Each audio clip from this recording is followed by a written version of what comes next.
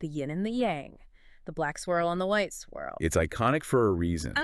But what's so interesting about this specific source is how it asks us to look at it. Okay. It's not just two colors sitting next to each other. Yeah. It represents a dynamic system.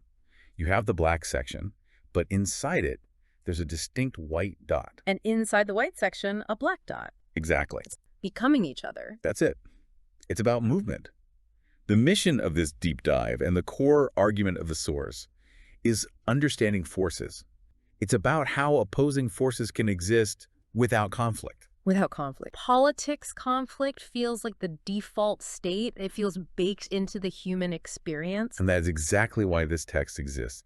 The source frames this whole discussion through two characters. You have the sage, who's also labeled the teacher. Okay, the sage. And then you have the student. The sage isn't just handing over a list of facts.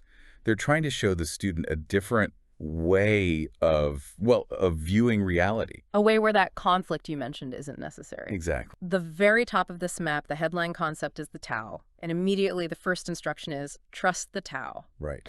Now, trust is a nice warm word. So when the text says trust the Tao, what are we actually trusting? It's not blind hope, it's almost physics. The source explains this with the central metaphor of Taoism, which is be like water, flow. But look at the specific instruction attached to that metaphor on the map. It says, do not strive. Okay, stop. Do not strive. That is the part that makes me nervous. If I go into my performance review next week and tell my boss, I've decided not to strive this quarter, I'm going to be unemployed. Right. How do we reconcile that with, paying the mortgage? This is the biggest misconception. Do not strive, or wu wei in the original text, doesn't mean do not act. It's not sit on the couch and eat chips. It means do not force. Think about swimming. If you're caught in a fast river, striving is trying to swim directly upstream. Right, against the current. You're working incredibly hard, you're expending maximum energy, and you are going nowhere. You'll just drown. Flowing, or not striving, is using the current. You navigate, you maybe drift diagonally, you use the river's energy to move you. You are still moving. You might even be moving faster, but you're not fighting the reality of the water. So it's about friction. Striving is high friction living. Flowing is low friction living. That is a perfect way to put it. It's about efficiency, really. The source uses this really evocative, almost scary imagery for this. It says, drift like the waves on the sea, without direction. Yeah, without direction. That's the part that triggers my anxiety. We are obsessed with direction.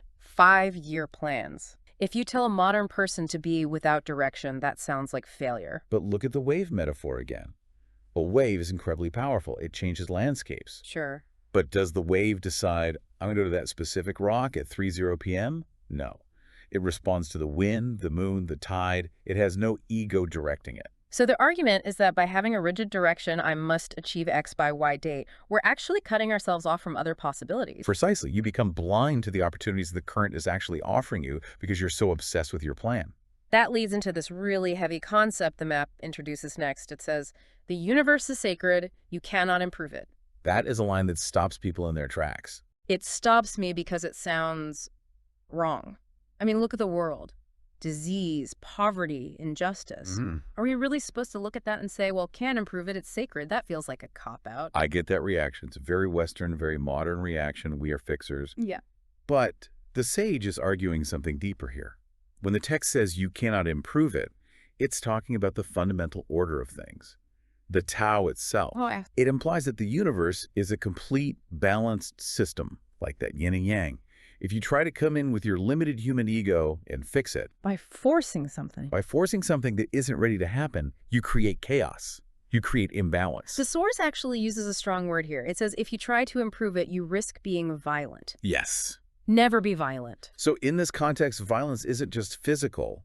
It's imposing your will on a reality that doesn't want it. Exactly. It's the violence of the gardener who pulls on a flower to make it grow faster. You are violating its nature because you're impatient. So if we accept this premise, and it's a big if, that we shouldn't strive and we can't fix the universe, what are we supposed to do? Because the text does talk about action. Right. It doesn't advocate for a coma. It advocates for selfless action. Okay, selfless action. Unpack that for me. Because usually when I act, I'm doing it for me. I want the result. Yeah. And that is selfish action. That's action rooted in the ego. A master prefers what is within to what is without. So internal validation versus external validation. It's even deeper than validation. It's about the source of the behavior. If you're acting from without, you're acting because you want a reward from the world. You want status. You want people to think you're smart. And the text actually lists the vices of the without. It warns us to avoid boastfulness, being vain. Proud, yeah. Right. And think about why someone boasts. Why do they brag? Because they want you to like them, or they feel Yeah, insecure. exactly. It's a weakness. It shows you're dependent on the external world to tell you who you are. The sage, the master, acts from within. They do the work because the work needs to be done. Or because it's their nature to do it. Like the wave. The wave crashes because it's a wave, not because it wants an audience on the beach. Perfect. That is selfless action. And the text gives us a new scorecard. It tells us to aim for simplicity, humility, and gentleness. Gentleness is an interesting one. In a business context, gentleness is usually seen as a liability. Right. You get eaten alive if you're gentle. That's the striving mindset talking. Yeah. But think about water again. Water is the most gentle thing there is. It yields to everything. But given enough time, It cuts through granite. it will cut through solid granite. So which is stronger? So gentleness is actually a form of resilience. It's the ultimate resilience.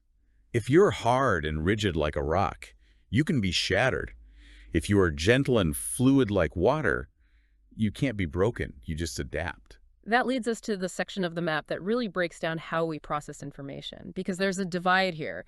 The Thor separates knowledge from instinct and intuition. This is one of the most critical parts of the map. It's about two different ways of knowing the world. Okay, let's look at the knowledge side first. The list includes the sciences, philosophy, politics, and economics. To me, that sounds like a list of important things. It's how we run the world. It is how we run civilization. Yeah. But notice what all those things have in common. They are systems of division. Division, how? Science works by taking something apart to see how it works. Politics works by dividing people into parties or ideologies. Economics divides resources. Knowledge, in this sense, is about dissecting the world to control it. And on the other side, under instinct and intuition, we have improvisation, poetry, music, and art. And those are holistic. When you listen to a piece of music, you don't break it down into individual notes to enjoy it. No, you experience the whole thing at once. You feel it. Exactly. The text is saying we rely too much on the dissection and not enough on the feeling. It's saying that knowledge can trap us.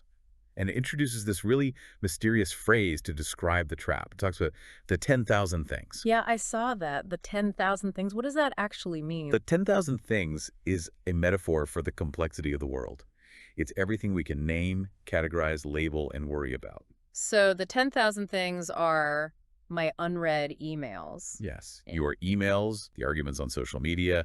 The map explicitly links the 10,000 things to division, diversity, change, evolution, and mutation. That makes so much sense. We are drowning in the 10,000 things. Our attention is fractured into 10,000 little pieces every day. And the more you try to use knowledge to manage the 10,000 things, the more you try to categorize and control every single update, the more overwhelmed you become. You can't think your way through that level of chaos. So what do you do if you can't think your way through? How do you navigate it? You have to feel your way through. You use instinct and intuition. You have to improvise. Like a jazz musician. Right. If a jazz musician tried to intellectually calculate every single note during a solo, they'd freeze. They have to trust their training, let go, and just flow with the music. The sage navigates life like a jazz solo, not like a spreadsheet. That's it. Yeah. And that is a huge shift. We want the spreadsheet. We want the certainty. But the text is saying the certainty is an illusion because the 10,000 things are constantly mutating. Which brings us to the state of mind required for this. If you're going to surf this chaos, you need a specific internal environment. The map has a phrase for it. Treasure the spaces. What does it mean to treasure the spaces? Think about a room. What makes a room useful? Is it the walls? Well, you need the walls. But you can't live in the walls. The usefulness of the room is the empty space inside. That's where you live. Think about a cup. The value of the cup is the emptiness that holds the tea. Okay, I'm with you. We tend to focus on the walls, the stuff, the achievements, the clutter. We fill every silence with noise, every free moment with scrolling. The text is saying the value is in the emptiness. You need space in your mind to respond to the world. And the person who has this space is described as alert, pliant, and watchful. Pliant is the word that sticks out to me. Why? Because pliant means bendable. We usually praise people for being rock solid, unwavering, firm. Pliant sounds wishy-washy. But in a storm, what happens to the rigid oak tree? It snaps. And what happens to the pliant bamboo? It bends to the ground, lets wind pass over, and then snaps right back up. So being pliant is a survival strategy. In a world of mutation and evolution, which the source says we live in, rigidity is death. Adaptability is life. And this leads to possibly the most provocative instruction in the entire source. Do not seek fulfillment. Yes. Why on earth would the sage tell the student to stop looking for it? This is the paradox. Think about the act of seeking. If you are seeking something, what are you implicitly saying about your current state? That I don't have it, that I'm lacking something. Exactly. Seeking reinforces the lack. You're constantly placing your happiness in the future, dependent on some external thing. So you're just chasing a ghost, because once you get the house, you just want a bigger house. The goalpost always moves. That's the trap of the 10,000 things.